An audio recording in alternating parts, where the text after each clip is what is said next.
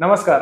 आज आपण आलोय नाशिक इथल्या वेल्थ क्रिएशन फायनान्शियल सर्व्हिसेस येथे. वेल्थ क्रिएशन फायनान्शियल सर्व्हिसेस चे फाउंडर श्री विकास देशमुख आणि सौ शर्मिला देशमुख आज आपल्या सोबत आहेत. आपण जाणून घेऊया वेल्थ क्रिएशन फायनान्शियल सर्व्हिसेस याचा एक्झॅक्ट मोटिव्ह काय होता आणि स्टार्ट कधीपासून झाला. हॅलो. नमस्कार, मी शर्मिला विकास देशमुख, को founder of wealth creation financial services.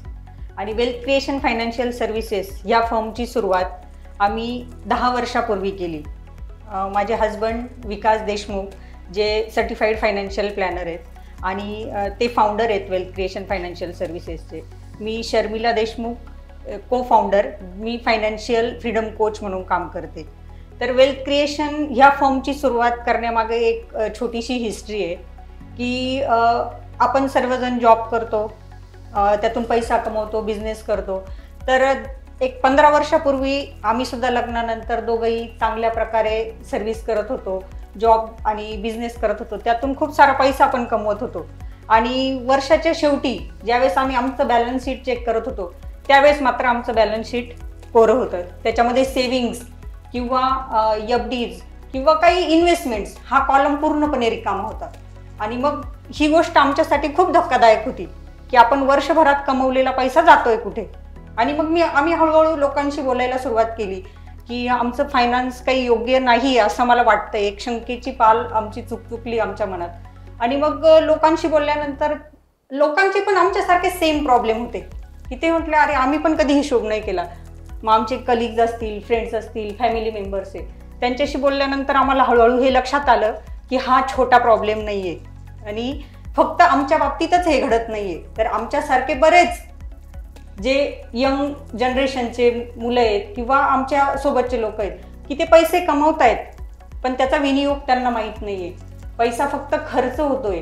नंतर मग आम्ही वेल्थ क्रिएशनची सुरुवात केली, ज्याच्यामधून आम्ही हळूहळू लोकांचं फायनान्शियल प्लॅनिंग केलं, स्वतःचं फायनान्शियल प्लॅनिंग केलं, ज्यातून आम्हाला योग्य पद्धतीने कुठे इन्व्हेस्टमेंट्स केल्या पाहिजे. फक्त सेव्हिंग केली म्हणजे काम संपलं असं नाहीये. इन्व्हेस्टमेंट आणि सेव्हिंग्स या पूर्णपणे 2 वेगळ्या गोष्टी, हे आम्हाला कळालं. याच्यातून आम्हाला बेनिफिट्स मिळाले, आमचं फायनान्स स्टेबल झालं आणि मग आम्ही लोकांचं फायनान्शियल प्लॅनिंग करायला सुरुवात केलं. तर आजच्या मितीला आम्ही 1200+ क्लायंटचं फायनान्शियल प्लॅनिंग केलेलं आहे. त्यातले 280 क्लायंट्स आमचे फायनान्शियली फ्री आहे. तुम्हाला आता वाटत असेल what is mean by financially free. Financially free याचा अर्थ असा की मी आज जी लाईफस्टाईल जगते, काम करते, पैसा येतोय आणि मग खर्च करते, तर मी काम न करता माझी लाईफस्टाईल डिस्टर्ब होणार नाही इतक्या मोठ्या प्रमाणात माझ्या इन्व्हेस्टमेंट पाहिजे आणि त्या पण योग्य ठिकाणी. जेणेकरून मी आता काम करणं बंदही केलं, घरात बसले, झोपून घेतलं तरी माझी लाईफस्टाईल चालू राहील. तर मला सांगायला आनंद होतोय की आम्ही 3 सिटीजमध्ये संगमनेर, नाशिक आणि जयपूर इथे 1200+ क्लायंटला शेअर्स, म्युच्युअल फंड, इन्शुरन्स आणि पोर्टफोलिओ मॅनेजमेंट ह्या सर्व्हिसेस प्रोव्हाइड करतोय. मॅम, फायनान्शियल प्लॅनिंग मध्ये हेल्थ इन्शुरन्स याचा रोल काय?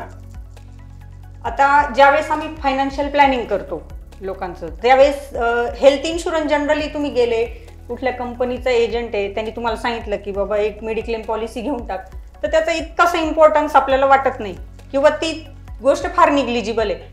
पण ज्यावेळेस आम्ही फायनान्शियल प्लॅनिंग करतो त्यावेळेस फायनान्शियल प्लॅनिंगचे 4 मेजर पिलर्स असतात. तर त्यातला पहिला पिलर हा हेल्थ इन्शुरन्स आहे. त्यानंतर लाईफ इन्शुरन्स म्हणजेच तुमचा टर्म प्लॅन, त्यानंतर तुमच्या इन्व्हेस्टमेंट्स आणि असेट लायबिलिटी.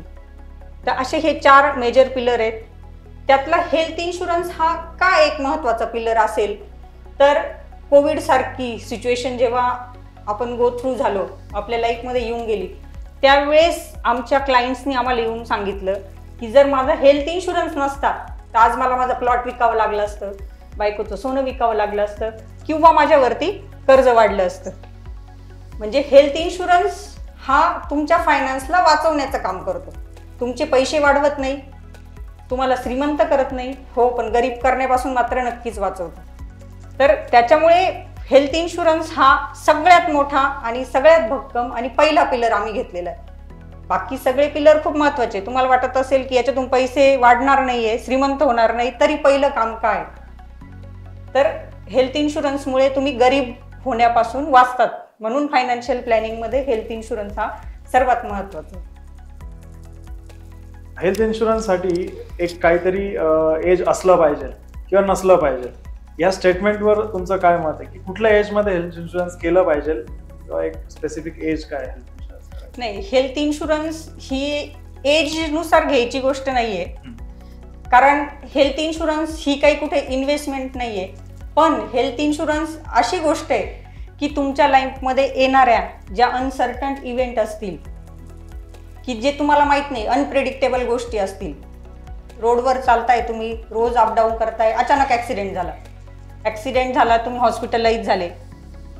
हॉस्पिटलायझेशनचा पूर्ण खर्च, मग ते हॉस्पिटलायझेशन किती दिवसाचं असतं हे प्रेडिक्टेबल नाही आपल्याला, आणि त्याच्यासाठी येणारी मेडिकल कॉस्ट ही पण आपल्याला माहित नाही. तर हेल्थ इन्शुरन्स हा एज वाईज घ्यायची गोष्ट नाहीये, हा प्रत्येकाने घ्यावा. कारण हेल्थ इन्शुरन्स ही फक्त एकच अशी गोष्ट आहे की तुम्ही ती गरज नसताना घ्यायची.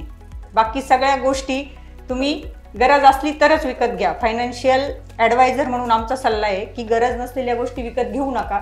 पण हेल्थ इन्शुरन्स ही एक अशी गोष्ट आहे की तुम्ही गरज नसताना घ्या, कारण ज्यावेळेस तुम्हाला गरज आहे त्यावेळेस ते तुम्हाला मिळणार नाही. म्हणून हेल्थ इन्शुरन्सला एज नाही आहे. हा एज वाईज तुम्ही तुमची सम अश्युअर्ड कमी जास्त करू शकता, पण तो तुमच्या जवळ मात्र पाहिजेच. अगदी छोटं बाळ असेल, हजबंड वाईफ आहे, बाळ आहे, बाळाला काही गरज नाही, अशी गोष्ट नाही आहे. ती प्रत्येकाने घेण्याची गरज आहे.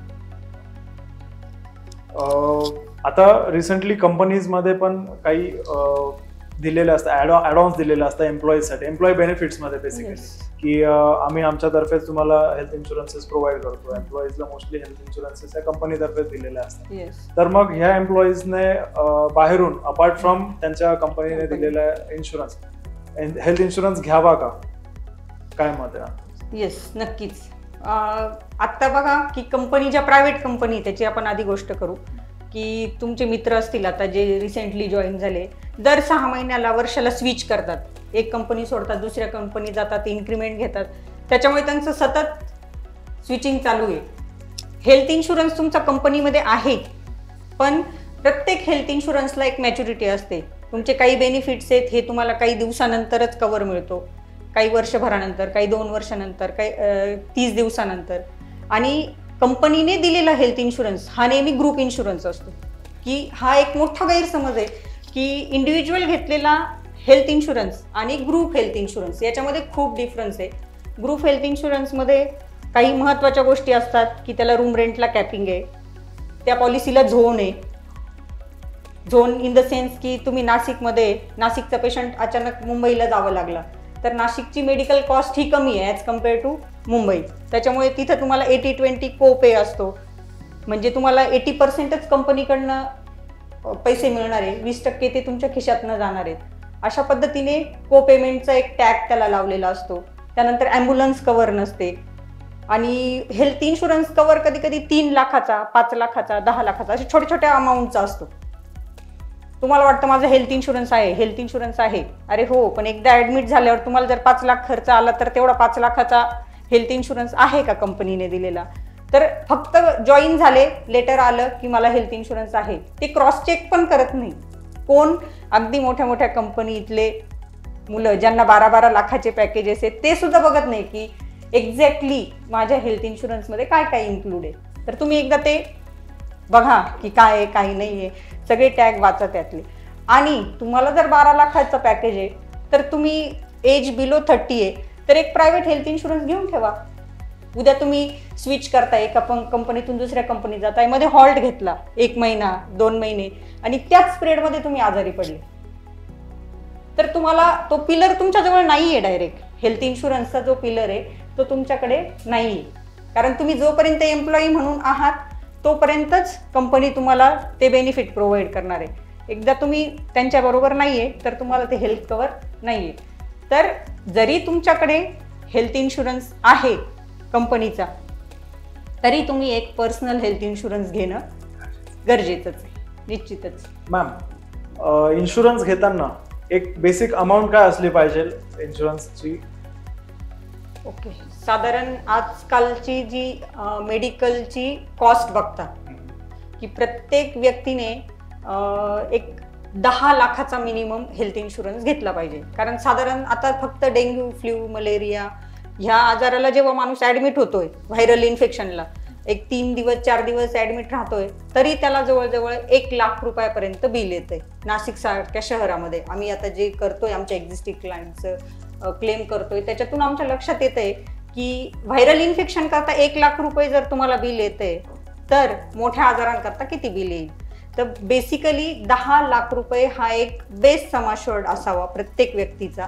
आणि त्याच्याकडे अजून एक गोष्ट आहे, टॉपअप म्हणून. तुम्ही ऐकलं असेल की टॉपअप हा प्रत्येक बेस सम अश्योर्डला तुम्ही घेऊ शकता. आणि तो एक तुमचा बेस सम अश्योर्ड एका कंपनीचा आणि टॉपअप दुसऱ्या कंपनीचा असंही तुम्हाला घेता येतं, सेम कंपनीचाही घेता येतो. तर 10 लाखाचा तर बेस सम अश्योर्ड असेल तर मॅक्सिमम 90 लाखचा टॉपअप तुम्ही घेऊ शकता. 5 लाखाचा बेस सम अश्योर्ड असेल तर 45 लाख रुपीजचा टॉपअप तुम्ही घेऊ शकता. तर अशा पद्धतीने 1 CRचा तुमचा हेल्थ कव्हर होतो. म्हणजे कितीही मोठा अनसर्टन इव्हेंट तुमच्या लाईफमध्ये आला तर तुमचं फायनान्स कोलॅप होणार नाही. त्याच्यासाठी तुमच्याकडे हेल्थ इन्शुरन्स हा 10 लाख प्लस 90 लाखचा टॉपअप असावा. ॲज अ फायनान्शियल ॲडवायझर ही आमची ॲडवाईज. आणि टॉपअप बद्दल आता तुम्ही बोललात, ती काहीतरी नवीन कन्सेप्ट ऐकायला भेटते, तर एक्झॅक्ट काय थोडं एलॅबरेट करून सांगता? ओके, आता टॉपअप हा खरंच खूप जुनी कॉन्सेप्ट आहे, पण ती कोणालाच म्हणजे बऱ्याच लोकांना माहीत नाहीये. कारण टॉपअप ही गोष्ट अशी आहे की ती खूप कमी किमतीत मिळते, त्याच्यामुळे कुठले ॲडवायझर ती रेकमेंड करत नाही कोणालाच.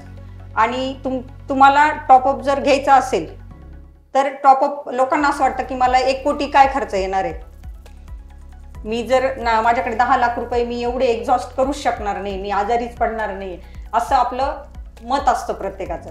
तर 90 लाख रुपये हे तुम्हाला ते टॉपअप हे असं शस्त्र आहे की ते प्रत्येक वेळेस काढायचं नाही तुम्हाला आजारी पडल्यावरती, पण ते अशा वेळेस उपयोगात येतं की ज्या वेळेस तुम्हाला 22 लाखाचा खर्च येणार आहे. आता आमचा स्वतःचा अनुभव आहे, माझ्या क्लायंटला अगदी आग्रहाने आम्ही त्यांना टॉपअप दिला की तुम्ही 10 लाखाची पॉलिसी आहे तर एक 90 लाखाचा टॉपअप घ्या. आणि करोनाच्या सिच्युएशनमध्ये म्युकरमायकोसिस त्यांना झाला, तर पहिल्यांदा त्यांना कोविड झाला, त्याच्यामध्ये त्यांची पॉलिसी निम्मी संपली, 5-6 लाख रुपये खर्च आला. सेकंड टाइम ते ॲडमिट झाले, त्यांना 10 लाख रुपये लागले म्युकरमायकोसिस, आणि तरी ते हॉस्पिटलाइज होते. ते ICU मध्ये होते, ते बॉम्बेला शिफ्ट झाले लीलावतीला. आणि मग अशा परिस्थितीमध्ये त्यांना तिथून पुढे 22 लाख रुपयाचा खर्च आला. टॉपअपला त्यांनी दिले होते 3,500 रुपये आणि कंपनीने खर्च दिला 22 लाख रुपये. मग त्याच्यानंतर आम्हाला सुद्धा खूप कन्व्हिक्शन आलं की आपण आग्रहाने क्लायंटला टॉपअप दिलाच पाहिजे. प्रत्येक वेळेस नाही, मी म्हणेल लोकांना असं वाटतं की ते टॉपअपची आम्हाला गरजच नाहीये. ठीक आहे, मी म्हणते तो टॉपअप आहे ना, तो तुम्ही अक्कल खाते घ्या, काहीच हरकत नाहीये. 2,500-3 हजार रुपये वर्षाला तुम्ही देतायत, 4,000 रुपये देतायत, काहीच प्रॉब्लेम नाहीये. पण लाईफमध्ये एकदा जरी अशी गोष्ट आली, असा अनफोर्सिंग इव्हेंट आला तुमच्या लाईफमध्ये की ज्यावेळेस तुम्हाला खूप मोठा खर्च येणार आहे, त्यावेळेस तो मात्र उपयोगात येतो. तर अशा पद्धतीने टॉपअप हा घेतला पाहिजे प्रत्येकाने. काही असे स्पेसिफिक कॉस्ट आहेत का टॉपअपसाठी की ह्याच कॉस्टचा घेतला पाहिजे किंवा ह्या लिस्ट कॉस्टचा असला पाहिजे? आता टॉपअप हा टोटली डिपेंड कशावर आहे की तुमची बेस सम अश्योर्ड किती आहे. कारण टॉपअप ज्यावेळेस तुम्ही घेतात तिथं तुम्हाला डिडक्टिबल अमाऊंट असते. डिडक्टिबल अमाऊंट म्हणजे काय, तुमचा बेस सम अश्योर्ड.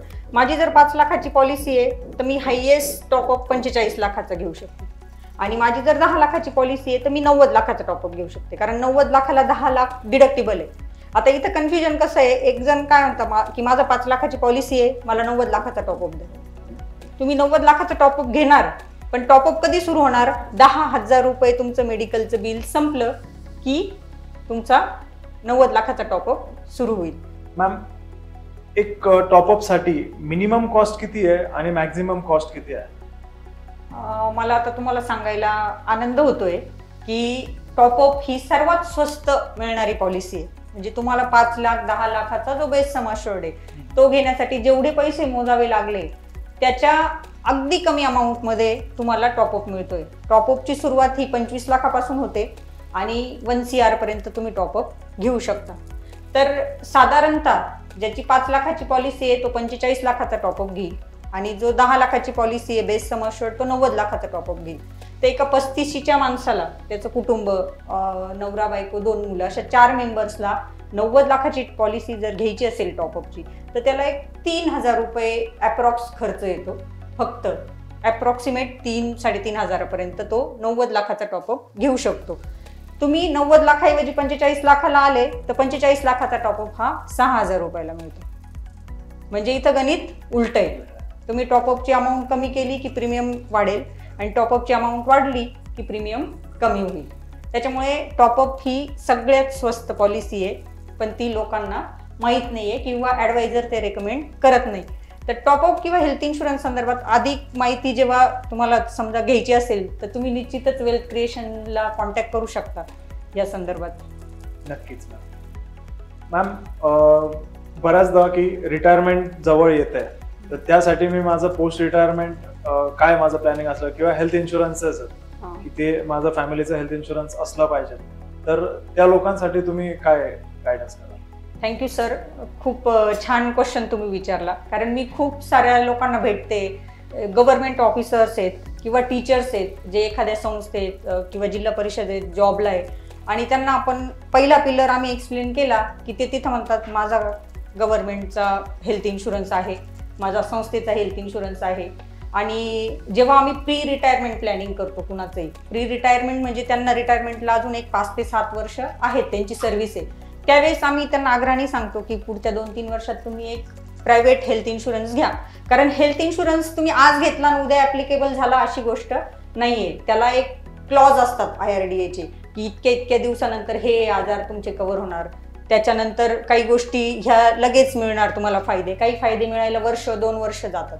तर जेव्हा तुम्ही प्री रिटायरमेंट प्लॅनिंग करताय त्यावेळेस तुम्ही निश्चितच एक तुमची जेव्हा सर्व्हिस चालू आहे, जेव्हा तुम्ही जॉबला आहात त्याच वेळेस तुम्ही 2-3 वर्ष अगोदर तुमचा हेल्थ इन्शुरन्स घेतला पाहिजे.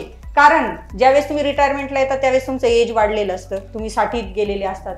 रिटायरमेंट आणि आजार पण सोबतच येतो आणि मग ज्यावेळेस तुमची सर्व्हिस संपते त्यावेळेस तुमच्याकडे हेल्थ इन्शुरन्स नसतो आणि आजार पण मात्र येतो. त्याच्यामुळे हा प्लॅनिंग मधला सगळ्यात महत्त्वाचा भाग आहे की तुम्ही प्री रिटायरमेंट हेल्थ इन्शुरन्स घेणं गरजेचं आहे. मॅम, बऱ्याच कंपनीज आहेत आता मार्केटमध्ये ज्या हेल्थ इन्शुरन्सेस प्रोव्हाइड करतात, बट तुमचं एक पर्सनल रिकमेंडेशन काय असेल की बेस्ट हेल्थ इन्शुरन्सेस कंपनीज या कुठल्या आहेत आणि कुठल्यांना आपण प्रेफर केलं पाहिजे?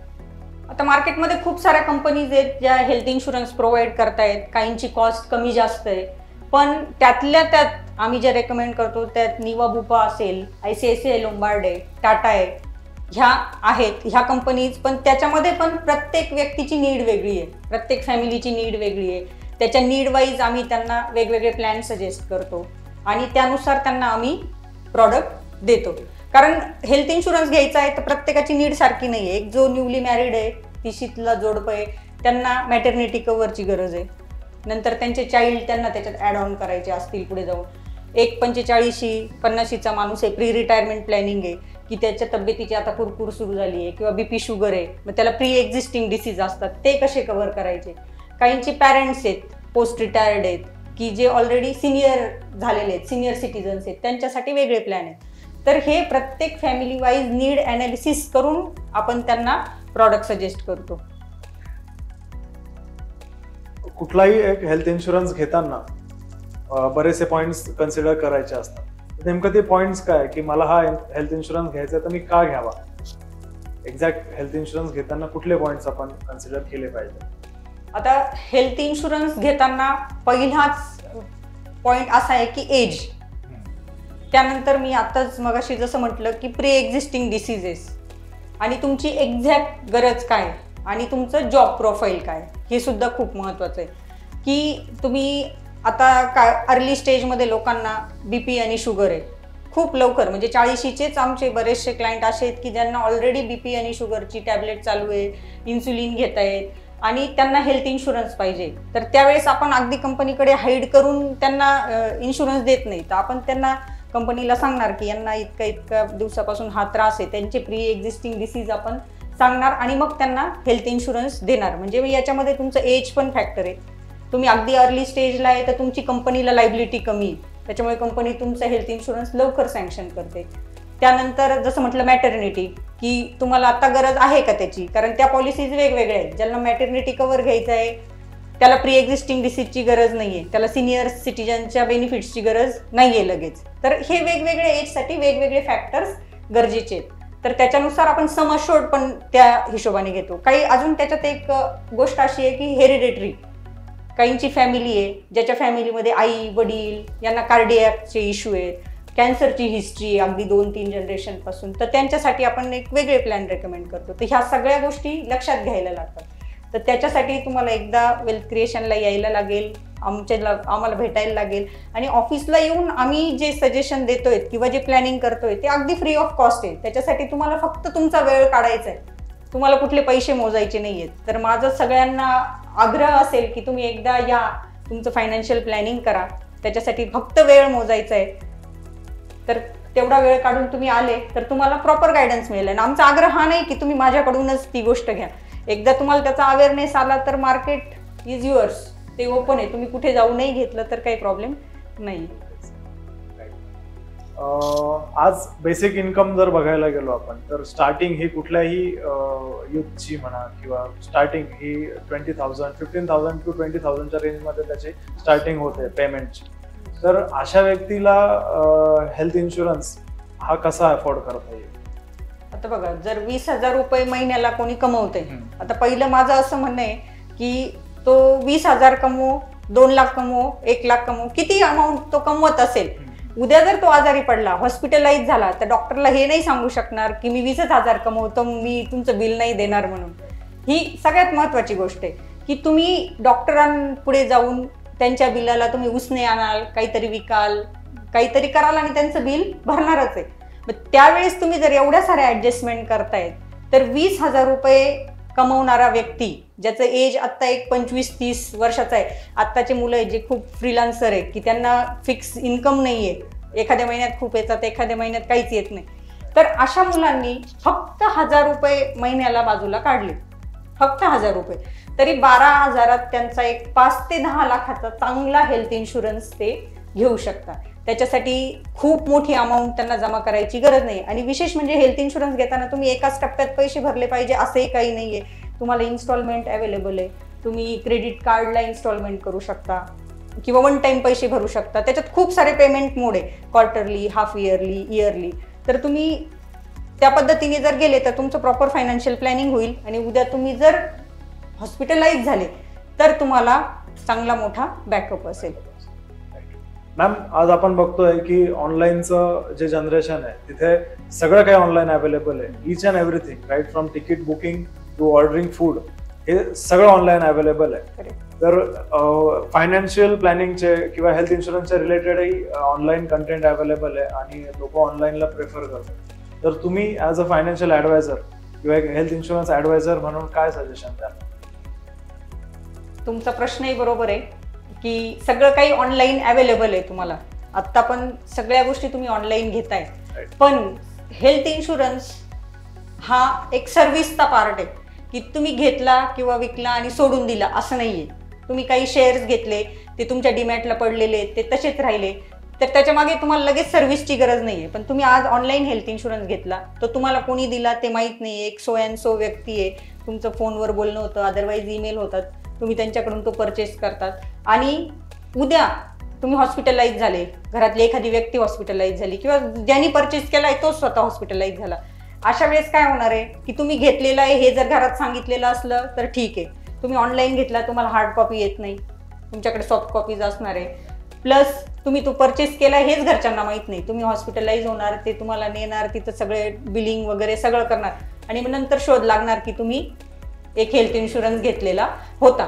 किंवा अशी वेळ येते की तुम्ही तो हेल्थ इन्शुरन्सही दाखवतात पण तुम्हाला तिथं प्रॉपर सर्व्हिस न मिळाल्यामुळे तुम्हाला तो पास होत नाही, कॅशलेस होत नाही. तिथं तुम्हाला त्यानंतर त्याच्यासाठी रिएम्बर्समेंट एक प्रोसेस असते की तुम्ही स्वतः बिल भरून टाका, फाईल बनवा, ती फाईल कंपनीकडे पाठवा आणि मग कंपनी सँक्शन करेल तुमचं बिलिंग.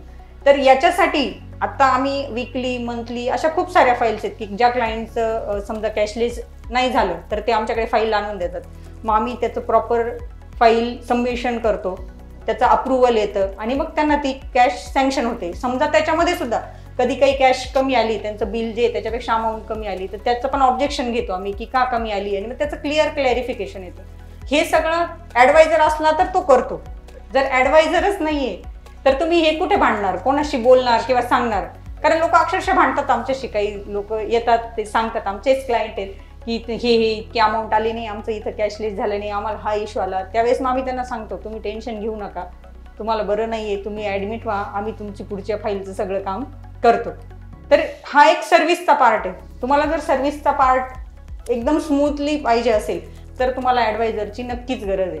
अदरवाईज ऑनलाईन, आणि ऑनलाईनचा एक साईड इफेक्ट असा आहे किंवा जे लोक तिथं आहेत विकायला ते काय करतात की तुम्हाला मिस सेलिंग होतं. त्याच्यामध्ये तुम्ही एक पॉलिसी घेतली आहे, त्याच्यात हा बेनिफिट आहे, हा बेनिफिट नाही आहे, तुम्हाला रूम रेंटला कॅपिंग आहे, किंवा हा कुठल्या डिसीज करता चालणार आहे, कुठल्या डिसीज करता चालणार नाही आहे, अशा पद्धतीने जेव्हा तो तुम्हाला त्याला फक्त सेलिंग करायचं असतं त्याचं, मग तो काय करतो, मिस सेलिंग करतो तुम्हाला.